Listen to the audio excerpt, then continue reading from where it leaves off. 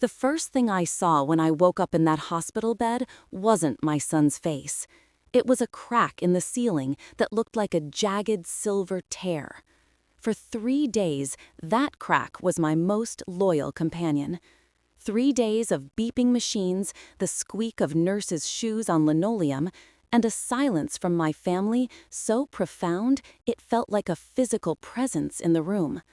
3 days while I recovered from the heart attack that had felled me at my desk, my son Oliver, my only child, never came. The doctors had called him, of course. He was my emergency contact. "We've left messages, Mrs. Vance," a junior doctor told me, his face a mask of professional pity. He should be here soon. But he wasn't. Neither was his wife, Sophie. The hours bled into one another, measured out in blood pressure checks and doses of medication. Flowers arrived from my colleagues. A card came from my neighbor. But from my own flesh and blood, there was nothing. A void. On the 3rd morning, my phone, which a kind nurse had plugged in for me, pinged with a notification. It was Instagram.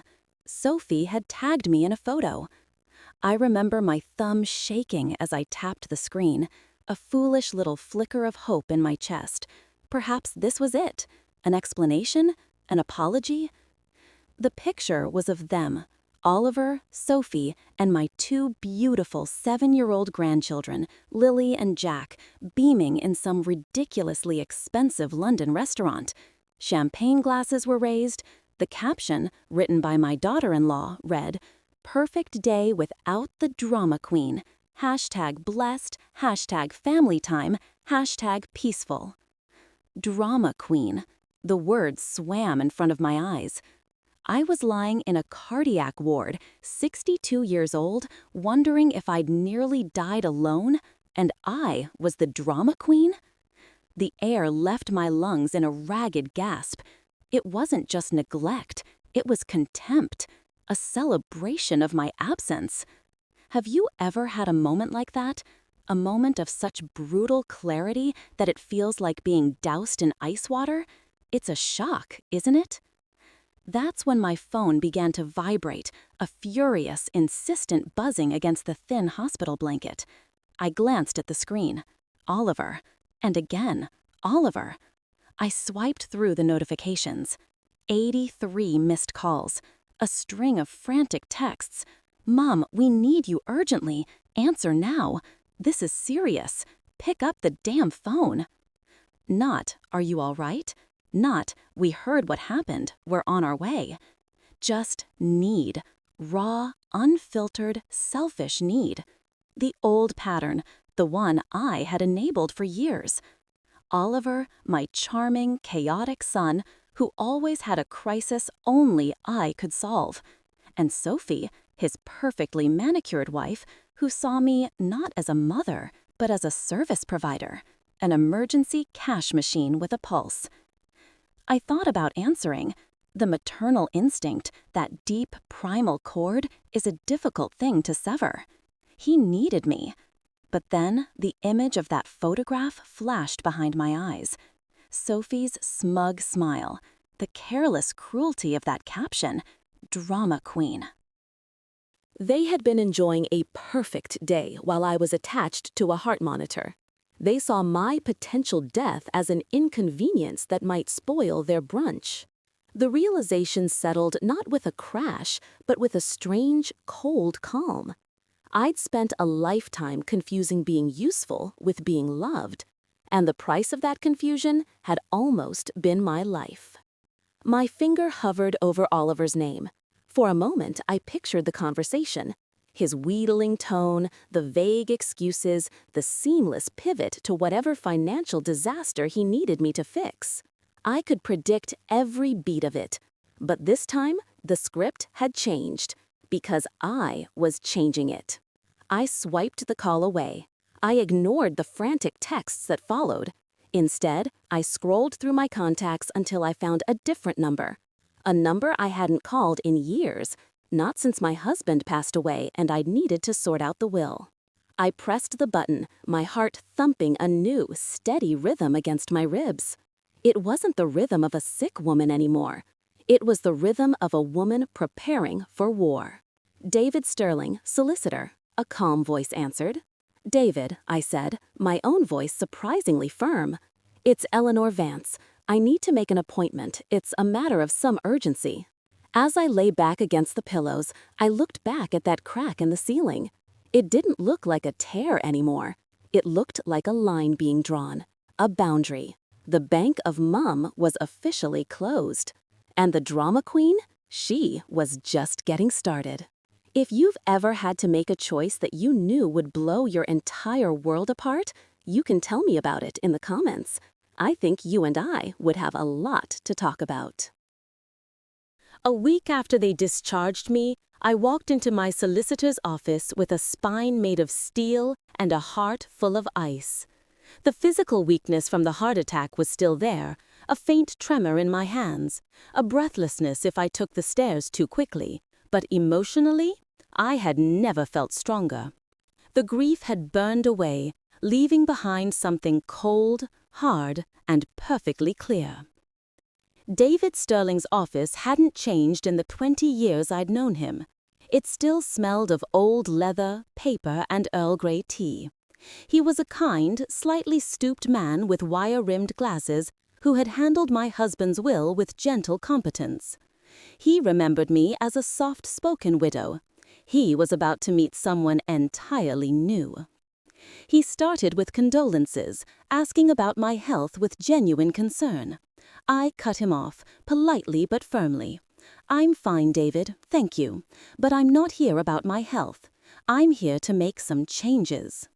I slid a single sheet of paper across his polished mahogany desk.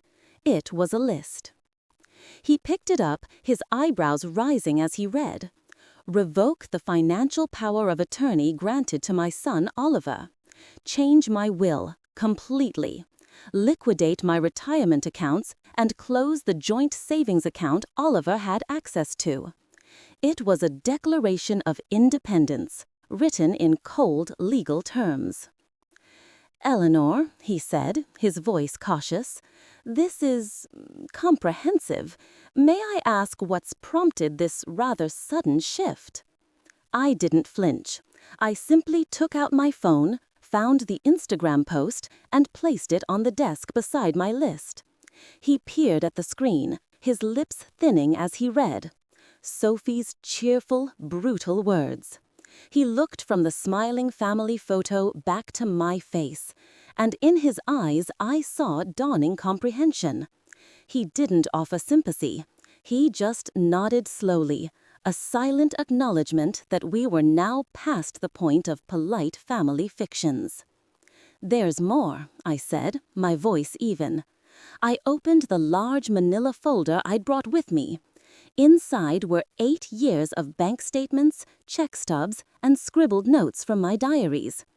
8 years of financial transfusions to keep my son's precarious lifestyle afloat. It's amazing how much you're willing to overlook in the name of love, isn't it? How many little red flags you paint white just to keep the peace. Over the past 8 years, I stated, I have given Oliver loans totaling £47,000. The number hung in the air between us, stark and ugly. It had been for a series of emergencies, a deposit for their house, a new boiler that was always on the brink of exploding, funds for an investment that vanished into thin air. Lies, all of it. David's eyebrows shot up towards his hairline. Loans, Eleanor? Were there any formal agreements? No, I said. There was only a mother's foolishness. But that ends today. I want you to draw up a formal loan agreement for the full amount. I want repayment terms. I want market rate interest. I want it all documented, legally watertight. I was no longer a mother helping her son. I was a creditor calling in a debt. He shuffled the papers, his expression troubled. This will likely cause significant family tension, he warned gently. I thought of Sophie's smug face, of Oliver's casual dismissal of my health, Of the 3 days I lay alone staring at a crack in the ceiling. "David," I said, and the words came out with a certainty that surprised even me. "I've realized something important this week. I've been confusing being useful with being loved. That ends now." As if on cue, my phone buzzed on the desk. A text message from Oliver. I glanced at the screen, my face impassive, and then I turned the phone so David could read it. "Mom, this is ridiculous. Call me back. We have plans that require your help." Plans that required my help. Not, "Glad you're okay," not, "We're worried about you." Just more demands, more withdrawals from the bank of Mom. David winced as he read it. It was all the proof he needed. Tell me, what would you do if that message popped up on your screen right at that very moment? It makes things quite clear, doesn't it? He cleared his throat, his professional mask firmly back in place. He was my solicitor now, not my friend. The power of attorney revocation is straightforward. The will changes will take a couple of weeks to draft. As for the loan, he paused. When do you want to serve him with the documentation? A year ago, the thought would have filled me with dread. The confrontation, the anger, the emotional blackmail. Now it felt like a necessary, cleansing fire. I looked my solicitor square in the eye, feeling the last vestiges of the old Eleanor, the enabler, the peacekeeper, fall away. "Tomorrow," I said, "and David, I want to be there when he gets it." The look on my son's face when David handed him the legal papers was worth every penny of my solicitor's fees. We were sitting in his pristine living room, a minimalist gray and white space that had been featured in some local lifestyle magazine. I knew for a fact that I'd paid for the oversized sofa we were sitting on, a £20,000 emergency loan 2 years ago for a roof repair that I now suspected had never happened. Oliver took the thick envelope with a frown, his expression one of mild irritation, as if we'd interrupted his afternoon. He was wearing a cashmere jumper that probably cost more than my weekly food budget. He tore it open, his eyes scanning the first page. I watched the color drain from his face, then return as a blotchy, furious red. "What the hell is this?" he finally choked out, the papers trembling in his hand. "It's a formal loan agreement," David explained, his voice impeccably calm. "Your mother is converting all previous financial assistance into documented loans with standard repayment terms." Sophie appeared from the kitchen then, a porcelain mug of herbal tea in her hand, her face a mask of polite inquiry. She took one look at the documents clutched in Oliver's fist, and her perfectly made-up face went pale beneath its expensive foundation. The mask didn't just slip, it shattered. "You can't be serious," she said, her voice a low hiss. For the first time in months, she was addressing me directly, not talking about me as if I weren't in the room. I almost laughed. It was a near physical impulse, a bubble of hysterical irony rising in my chest. Everything they had done for me. I kept my voice pleasantly neutral, though my pulse was racing. "What exactly have you done for me, Sophie?" She gestured vaguely around their showroom home. "We include you," she said, as if bestowing a great honor. "We let the children spend time with you. We invite you for Christmas." Let me, include me, as if my presence in my own son's life was some act of charity they performed.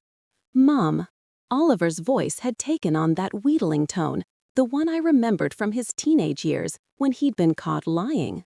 "You're overreacting. So Sophie made a little joke on Instagram. So what?" A little joke. I took out my phone, my movements slow and deliberate. I found the post and read the caption aloud, my voice clear and steady in the suddenly silent room. "Perfect day without the drama queen." Which part was the funny part, Oliver? The part where I was in hospital Or the part where neither of you cared enough to even call? We were busy, Sophie snapped, her composure gone. The twins had football practice, and Oliver had that conference call. We can't just drop everything every time you have a little medical episode. A little medical episode. That's what she calls my heart attack? Can you imagine hearing those words from your own family? It's a special kind of cruelty, the kind that takes your breath away. David cleared his throat, a quiet, authoritative sound that cut through the tension. The documentation is quite thorough, he said, addressing Oliver. The total amount of £47,000 will be repaid over 36 months at 6% interest. The first payment of just over £1,400 is due in 30 days. Oliver's face had gone from red to a startling shade of purple. $1,400 a month? Mom, you know we can't afford that. I stood up, surprised by how steady I felt on my feet. Then perhaps you should have thought about that, I said, my voice as cold and hard as a diamond, before you decided I was a drama queen having a little medical episode. Just then, the twins came running in from the garden, a whirlwind of laughter and muddy shoes. My resolve, so solid a moment before, wavered. 7-year-old Lily threw her arms around my waist. "Grandma Ellie, did you bring us presents?" My heart clenched. This was the part I had been dreading. Oliver saw my hesitation. His expression shifted instantly, melting into one of wounded sincerity. It's the oldest trick in the book, isn't it, using children as a shield? "Mom," he said, his voice soft with manipulation, "think about the kids. Are you really going to let money come between us and your only grandchildren?" For a second, I almost broke. I remembered lying alone in that hospital bed, the fear of dying surrounded by strangers while my family enjoyed their perfect day. I looked at my son, at this man I had raised, using his own children as emotional blackmail, and my resolve hardened into granite. The bank of Mom was closed. The manipulation had to stop. As I walked towards the door, I heard Sophie's voice, a furious whisper carrying through the open window, a whisper that would change everything. "I told you this would happen if we didn't put her in that assisted living place last year." Configuration. Assisted living. The words followed me out of their pristine house and into my car, where I sat for a full 10 minutes with my hands gripping the steering wheel, the engine silent. It wasn't just a stray angry comment. It was a plan they'd had last year. While I was still healthy, still independent, still writing checks to fund their lifestyle, they had been discussing warehousing me. The pieces started to click into place, forming a picture so monstrous I could barely look at it. The little comments Sophie made about my memory, the times Oliver had helpfully suggested he could manage my online banking for me. It hadn't been concern. It had been reconnaissance. They were building a case. The next morning, I was back in David Sterling's office. I told him what I'd overheard. I watched him take off his glasses and rub the bridge of his nose, a gesture of profound weariness. "Eleanor," he said, his voice grave, "this moves beyond a family dispute. This is potentially something much darker." He recommended a private investigator. I'd expected someone from a gritty crime novel, a man in a trench coat smelling of stale cigarettes. Instead, Sandra Martinez was a woman in her 40s with kind eyes, a no-nonsense haircut, and a mind like a steel trap. She was a former police detective who specialized in financial elder abuse, and as I sat opposite her in a quiet corner of a Costa Coffee, far from my usual haunts, I felt the first real flicker of hope. I laid it all out for her, the hospital, the Instagram post, the £47,000, and Sophie's chilling whisper about assisted living. I told her about the subtle campaign of gaslighting, the constant suggestions that I was becoming forgetful, confused. Have you ever had someone try to rewrite your reality?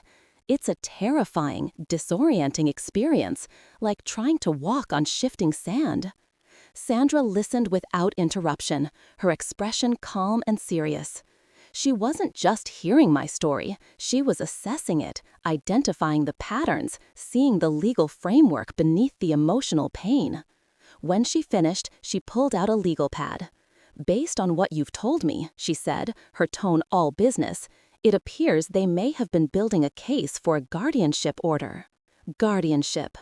The word hung in the air between us, ugly and cold. It meant they could petition the court to have me declared mentally incompetent. It would give Oliver complete control. My finances, my home, my medical decisions, my life. "The person who was supposed to be protecting you," Sandra explained, her eyes meeting mine, "gets to decide where you live. I've seen cases where perfectly competent seniors end up locked in facilities while their children drain their assets dry." My hands started to shake. "How close were they?" I whispered. "That's what we need to find out." I'll need your permission to conduct a full investigation into their finances, their communications with any care facilities, and any legal consultations they may have had. I signed the authorization forms without a moment's hesitation. "Do whatever you need to do," I told her. I was no longer just protecting my money, I was fighting for my freedom. If you found yourself in my shoes, would you have the courage to dig into your own child's life, knowing you might not like what you find? It's a terrible choice to have to make. Over the next 2 weeks, I tried to live a normal life, but a shadow hung over everything. Every phone call made me jump. Every unexpected knock at the door sent a jolt of fear through me. I was waiting for the other shoe to drop, and I knew, when it did, it would be heavy. The call from Sandra came on a Thursday evening. "Eleanor," she said, her voice quiet but urgent, "you're going to want to sit down for this." I was already sitting, but I gripped the arms of my favorite chair until my knuckles were white. "6 months ago," she began, "Oliver and Sophie consulted with an elder law solicitor about the guardianship process. They also met with a financial planner to discuss how to manage a large inheritance." A large inheritance. My inheritance. They weren't just planning for my decline, they were planning for my death. The room started to spin. "It gets worse," Sandra continued, her voice grim. "The £47,000. I traced where the money actually went. The $20,000 for the roof repair paid for a family holiday to the Maldives. The $15,000 for Lily's orthodontist work paid for Sophie's new kitchen." Each revelation was a physical blow. They had been systematically stealing from me, using my love and my trust as a weapon, while simultaneously building a legal case to take everything I owned. I thought of all those times I had handed over my savings, feeling that warm glow of a mother helping her child. I hadn't been helping, I had been funding my own destruction. "Sandra," I managed to say, my throat tight, "what are my options?" "The good news is that you caught this before they filed any legal proceedings. The bad news is that this kind of family financial abuse is incredibly difficult." She paused, and I could hear the unspoken question in her silence. "What outcome are you hoping for here, Eleanor?" she asked gently. I looked around my living room, at the photos on the mantelpiece, at the garden I had tended for 30 years. I thought of the son I had apparently raised to be a predator. And I knew exactly what I wanted. "I want to make sure," I said, my voice shaking with a cold, hard rage, "that they never get the chance to try this again." Configuration. Sandra's final report landed on my kitchen table a few days later, a thick, spiral-bound document that felt as heavy as a tombstone. It was one thing to hear the ugly truths over the phone. It was another to see them laid out in black and white, a meticulous chronicle of my son's betrayal. I sat with a pot of tea, the steam warming my cold hands, and I read every single word. The report was a masterpiece of forensic investigation. Sandra had uncovered everything. The consultation with the solicitor, complete with notes from their meeting where Oliver had described me as emotionally unstable and financially irresponsible. The meeting with the financial planner where they'd inquired about how to liquidate property assets quickly once guardianship was established. My property, my house. There were copies of their credit card statements, a roadmap of my generosity. My £20,000, supposedly for a leaking roof, had been spent at a 5-star resort in the Maldives. I could see the charges: business-class flights, a private villa, couples massages, scuba diving excursions. They had been living a life of luxury on my life savings, all while planning to have me locked away. The report detailed their research into something called quiet title procedures, a legal process for transferring property ownership when the current owner is deemed unable to manage their own affairs. They weren't just planning to live in my house, they were planning to own it. The audacity of it, the sheer cold-blooded calculation, left me breathless. But the most chilling part was a transcript of a phone call Sandra had obtained. A call between Oliver and the elder law solicitor. My son's voice, so familiar, so beloved, was distorted by greed. The old woman's loaded, he'd said, a casual cruelty in his tone that cut me to the bone. People who can use it. That's all I was to him, a resource, a vault to be cracked open. The love, the shared history, the lifetime of memories, it all meant nothing.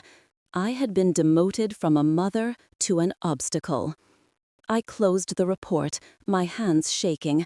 The initial shock had passed, the grief had subsided, and all that remained was a cold, clear purpose. They had mistaken my kindness for weakness. They had mistaken my generosity for incompetence. They were about to find out how wrong they were. The next day, I met with a woman Sandra had recommended. Her name was Catherine Wells, a financial advisor who was less like an accountant and more like a military strategist.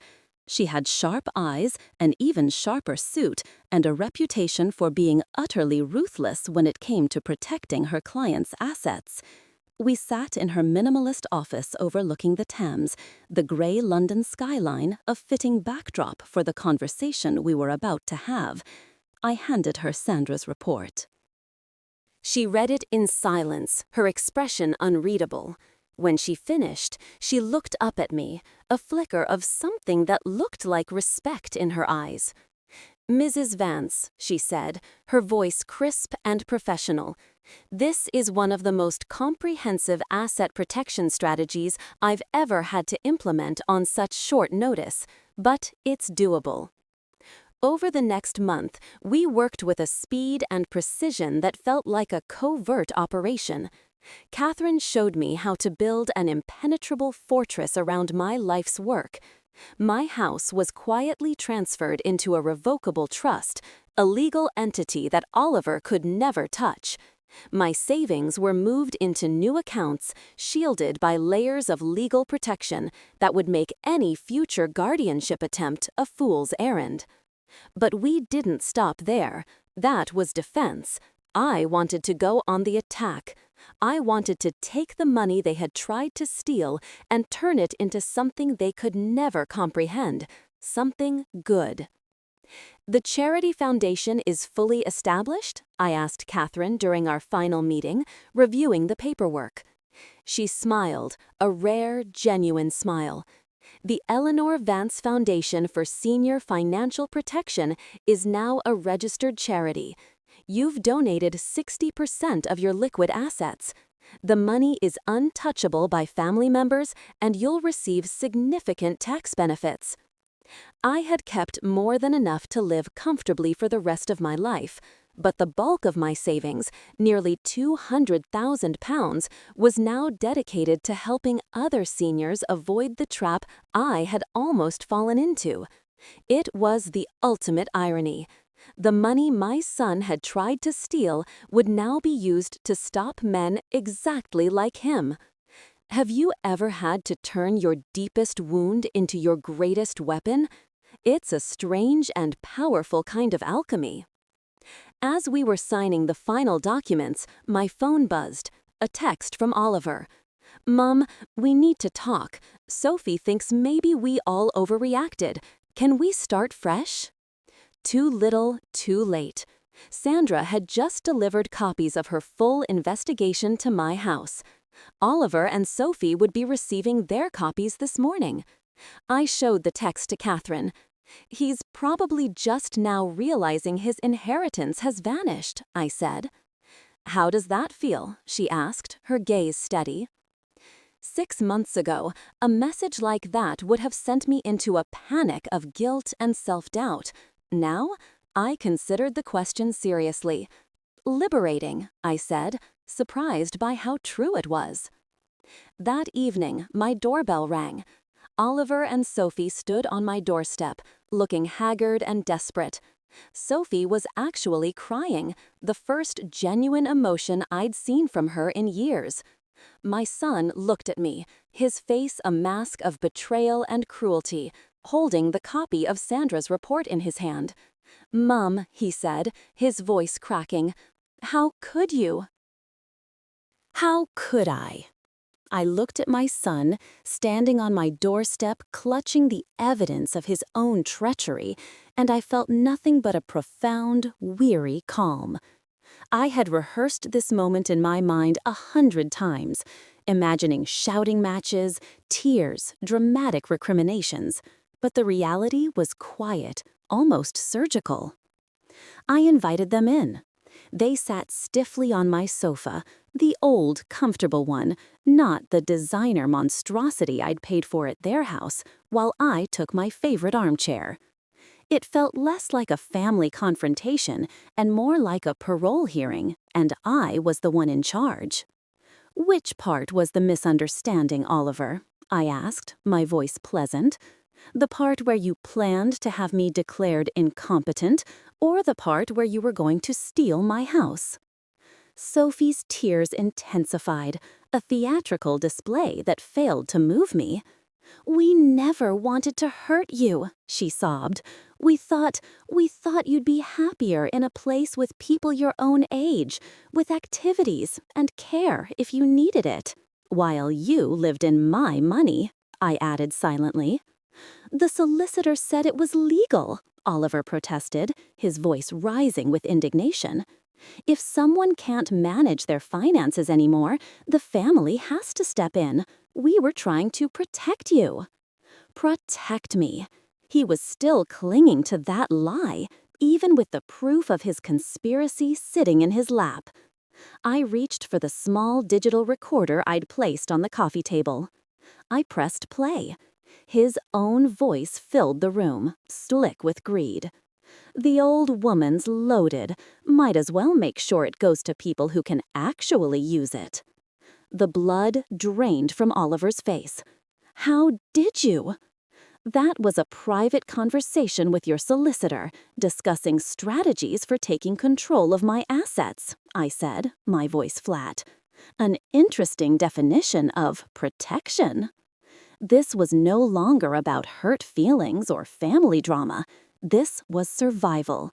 And I had learned that to survive, you have to be smarter, colder, and more prepared than the people trying to tear you down. The foundation was my shield. The legal documents were my sword. But my story was about to become my weapon. 2 weeks later, I stood on a small stage in my local community center, looking out at a sea of faces. I had expected a few dozen people, mostly seniors from my neighborhood. Instead, the hall was packed.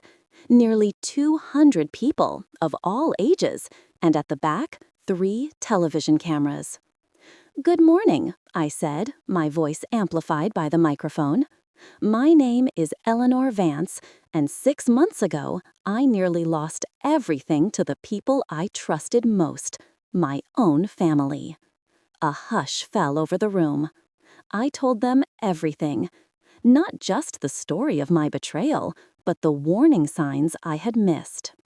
How many of you, I asked, have been asked by your adult children to help with emergency expenses? Hands went up. How many have been told you're too generous or that you're getting forgetful about money? More hands. These aren't isolated incidents, I told them. They are tactics. I didn't name my son. I didn't have to. I was telling a story that was bigger than just my family. It was the story of thousands of parents who were being quietly, systematically stripped of their security by the people who were supposed to love them most. After the talk, I was mobbed. People shared their own stories, whispered confessions of children who had moved in and refused to leave, of grandchildren being used as emotional leverage. The local news interview aired that evening. I had been nervous, but watching myself on screen, I felt only a sense of rightness. I had spoken carefully, focusing on the systemic issues, on the warning signs. My phone started ringing before the segment was even over. A producer from a national morning show, a radio host, a podcaster. My story, it turned out, had struck a nerve. The call that mattered most came late that night. It was Lily, my granddaughter, her voice a small, secret whisper. "Grandma Ellie, I saw you on the telly. Daddy's really mad, but I thought you looked pretty." My throat tightened. "Daddy said you stole his inheritance," she continued, parroting words she couldn't possibly understand. "But Mummy said you never promised him anything." That was the true cost of this war. The innocence of my grandchildren caught in the crossfire. Have you ever had to make a choice where there are no good outcomes, only less painful ones? That's the space I was living in now. The next day, a publisher called. They wanted to turn my story into a book. They even had a title in mind, The Drama Queen's Guide to Family Financial Abuse. I laughed, a real, genuine laugh for the first time in months. Oliver and Sophie had given me a label meant to diminish me, to dismiss me as hysterical and over-emotional. And now I was going to own it. I was going to turn their insult into my brand. I was no longer just Eleanor Vance, a retired widow.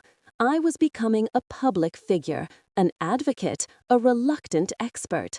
My son's scheme to isolate and control me had backfired spectacularly.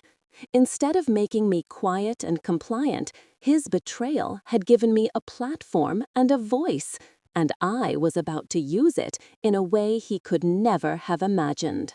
The letter arrived by registered mail a week later. It was from the office of the Attorney General.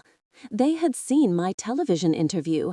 They wanted to speak with me about an ongoing investigation into a network of individuals targeting seniors for financial exploitation. A name had come up in their investigation that they thought I might recognize. My son's name. The meeting took place not in a sterile police station, but in my own living room. Detective Inspector Rebecca Santos was younger than I'd expected, with tired eyes that told me she'd seen the worst of what families could do to one another. She sat on my sofa, a thick folder on her lap, and laid out a conspiracy that made my son's grubby little plan look like amateur hour. "Mrs. Vance," she began, her voice calm and direct, "we've been tracking a criminal network that operates across the country. They specialize in what they call asset relocation from high net worth seniors. It was a chillingly corporate term for theft. They worked with a handful of unscrupulous solicitors and financial planners," she explained. They would identify vulnerable seniors, then help greedy family members build fraudulent cases for guardianship. Once they had control, the senior would be placed in an affiliated care home that charged exorbitant fees, while the family and the network systematically liquidated the assets. My blood ran cold. It was my story, but on a terrifying industrial scale. "Your son's name has come up," she said, opening her folder. She slid a photograph across my coffee table. It was a man I'd never seen before, with a slick smile and predatory eyes. "This is David Kellerman. He's a professional consultant. He helps families manufacture the evidence they need to have someone declared incompetent." Then she showed me a second photograph. This one was taken with a long lens, grainy but unmistakable. It was Oliver and Sophie sitting in a restaurant booth deep in conversation with David Kellerman. The picture was dated 3 months before my heart attack. This wasn't a desperate, spur-of-the-moment idea. This was a premeditated, professionally orchestrated plot to steal my life. "We believe your son paid Mr. Kellerman £20,000 for his services," D.I. Santos said. "The emergency loan for the roof, the money that had actually paid for their holiday in the Maldives. It seemed some of it had been reinvested in hiring a professional criminal to help destroy me." I stared at the photograph of my son, smiling and nodding at this ghoul, and I felt a profound, bottomless sense of loss. The boy I had raised, the child I had loved, was gone. In his place was this stranger, a man who saw his own mother as a mark. What do you do when you realize the person you love doesn't actually exist? It's a grief unlike any other. "What do you need from me?" I asked, my voice a whisper. D.I. Santos leaned forward, her expression compassionate but firm. "Mr. Kellerman has been arrested. His network is collapsing, and his associates are starting to talk to save themselves. Your son knows his scheme is falling apart. He's getting desperate." She was right. The texts and voicemails from Oliver had become increasingly frantic. Flowers had arrived yesterday with a card that read, "Please forgive me, Mom. We need to talk." Configuration. I had thrown them straight in the bin. "He's been trying to contact you, hasn't he?" D.I. Santos asked, attempting to reconcile. I nodded. "We need you to agree to meet with him," she said, and the words landed like a physical blow. "And we need you to consider wearing a wire." Spy on my own son? Record him for the police? It was a line I had never imagined crossing. It felt like the ultimate betrayal, a violation of the sacred bond between a mother and child. But then I looked at the photograph again. The smiling faces, the casual plotting. The bond was already broken. He had shattered it. "If I do this," I asked, my voice trembling slightly, "what happens to him?" "Ma'am," she said, her gaze unwavering, "your son hired a professional criminal to help him steal your home and your independence. The state takes elder financial abuse very seriously. He could go to prison." He could go to prison for what he had already done. I thought of the other families, the other seniors who might be in Kellerman's files, the people who didn't have a private investigator or a formidable financial advisor, the people who would be swallowed whole by this machine. "Kellerman's records show he was already working with your son to identify other potential targets," D.I. Santos added quietly. "Elderly neighbors, friends from your church, people who trust your family.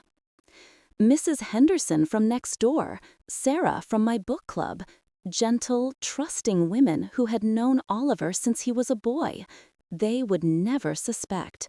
My personal betrayal was about to become a public menace. The choice was no longer just about me." I thought about the woman I had been a year ago, the woman who would have done anything to keep the peace. Then I thought about the woman I had become, someone who hired investigators, someone who built legal fortresses, someone who had found her voice and was using it to protect others.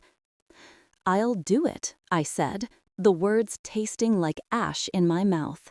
"Tell me what I need to do." D.I. Santos nodded grimly. "I should warn you, Mrs. Vance, what you hear when you meet him might be difficult. When people think they're talking to someone they can manipulate, they often reveal more than you might want to know." I thought about the Instagram post, the assisted living brochures, the casual cruelty of his recorded phone call. "Detective," I said, a bitter smile touching my lips, "I think I've already heard the worst of it." As it turned out, I was wrong. The wire was a cold, hard secret taped to my skin, a tiny microphone that transformed me from a mother into an informant. In an unmarked van across the street from the coffee shop, D.I. Santos and her team were listening, turning my family's final, tragic conversation into evidence. I felt strangely calm as I walked in, my handbag clutched in one hand, my purpose clutched in the other. Oliver was already there, hunched over a table in the corner. He looked terrible. The expensive cashmere jumper was rumpled, there were dark circles under his eyes, and he looked as though he hadn't slept in weeks. For a fleeting, treacherous moment, I felt a pang of the old pity, the maternal urge to smooth his hair and tell him everything would be all right. I crushed it without a second thought. "Mum?" He stood up awkwardly as I approached, his movements jerky and uncertain. "Thank you for coming." I sat opposite him, the stale air of the cafe thick with unspoken things. I ordered a black coffee I had no intention of drinking. "You said it was urgent," I said, my voice a neutral invitation for him to begin. He launched into it, a story he had clearly rehearsed, a fiction designed to paint him as the hero of a tragedy I had failed to understand. "First," he began, his voice thick with false sincerity, "we never meant to hurt you. Everything we did, we thought it was for your own good." He pulled out his phone and showed me a picture. It was a monstrous, sprawling new build in some sun-drenched location, all glass and white render, with a pool that glittered like a sapphire. "Sophie found this 3 months ago," he said, his eyes shining with a strange, desperate light. "It's perfect for the kids, good schools, a garden, and enough room for everyone, including you. Have you ever been offered a cage and told it's a castle? It's a very particular kind of violation." He was presenting their plan to warehouse me as a gift. He explained how they were going to surprise me, move me to this sunny paradise where I'd have professional care available at a wonderful facility just 10 minutes away. "But Oliver," I said, keeping my voice level, "I'm happy in my own home." His expression shifted, a flicker of irritation crossing his face. "Mum, you can't see it, but you're declining," he insisted. "The forgetfulness, the confusion about financial decisions. A competent person wouldn't have just handed over all that money without proper documentation. That's not normal behavior. That's the part that truly takes your breath away, isn't it? When your own kindness is twisted into a weapon to be used against you. My generosity was now Exhibit A in the case for my incompetence." He told me they had consulted an expert, a man named David Kellerman, who helped families navigate these difficult transitions. Then he reached into his jacket and pulled out a small notebook. My heart stopped. It was my own handwriting, pages torn from my old diaries. He had been stealing them. He read from them, his voice earnest. twisting mundane, everyday moments into a litany of my supposed mental decay. March 15th, Mum forgot she'd already paid the council tax, paid it twice. April 3rd, became irrationally angry when asked simple questions about her finances. He was reading the script of my own gaslighting, paying a bill twice, something anyone might do, becoming angry when interrogated about my private affairs, a perfectly healthy response. But in his narrative, these were all symptoms, data points on a graph charting my inevitable descent into incompetence. What was the plan? I asked, the wire feeling warm against my skin.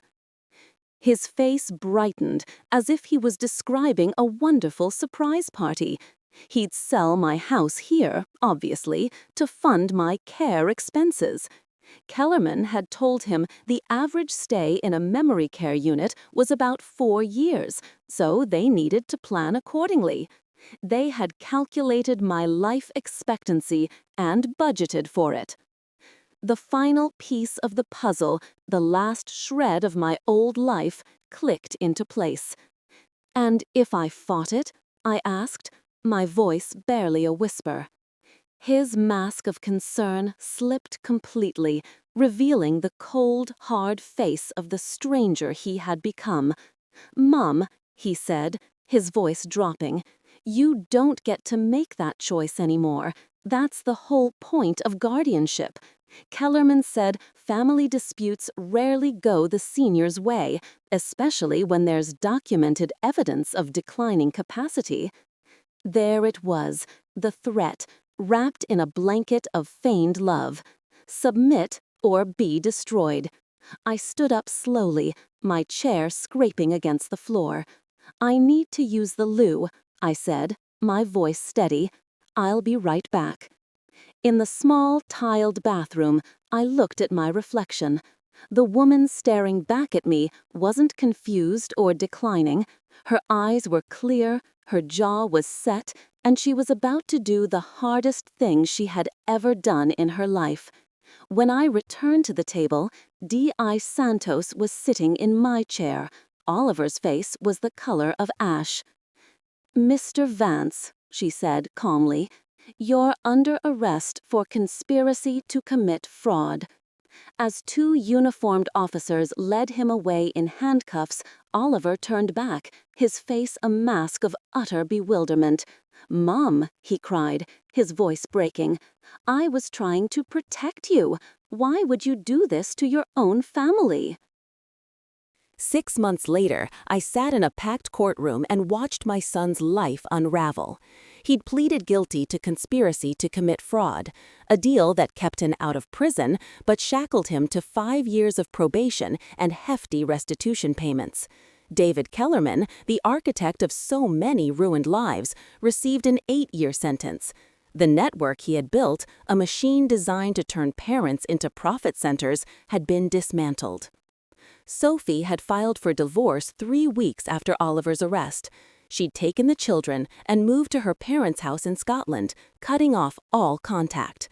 In her witness statement, she painted herself as a manipulated victim, a loving wife who had been duped by a charismatic con man and a desperate husband. She threw Oliver under the bus to save herself, a final, predictable act of self-preservation. I understood her need to protect the children from the fallout, the media attention that had been lurid and relentless. But understanding didn't make the silence hurt any less. The loss of my grandchildren was a constant, dull ache in my chest, the true, unavoidable price of my freedom.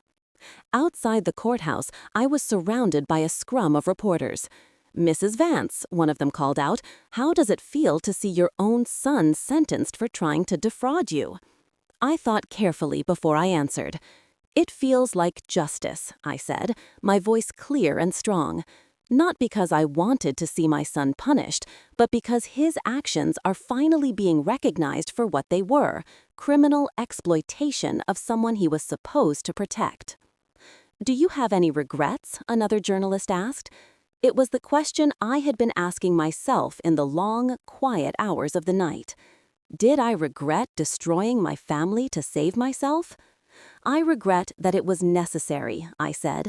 I regret that my son chose to see me as a resource to exploit rather than a person to love. But I do not regret protecting myself, and I will never regret preventing other families from experiencing what I went through. That was the truth of it. My personal tragedy had been transmuted into something else.